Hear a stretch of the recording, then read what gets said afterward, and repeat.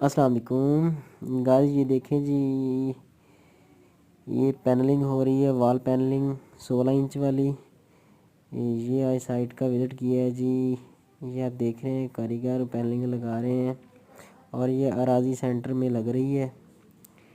ठीक है जी, ये देखें कारीगर काम करते हुए भी आपको नज़र आ रहे हैं। और इसके अलावा इसके अंदर और भी काम कर रहे हैं हम। ये सीलिंग वगैरह आप देख रहे हैं, सीलिंग भी कर रहे हैं। ये आप देख रहे हैं जी, ये 24 बाई 24 वाली ये जिप्सिंग वाली सीलिंग है। और ये अराजी सेंटर का हाल है। यहाँ पे कंप्यूटर वगैरह पड़े हैं, ये रैक्स बने हुए हैं, यहाँ पे स्टाफ बैठता है। और ये इसकी एक्सटर्नल साइड है। यहाँ पे हम वेदर शील्ड का काम कर रहे हैं। यहाँ पे भी आपको लेबर लगी नज़र आ रही होगी। ये इसकी बैक साइड है।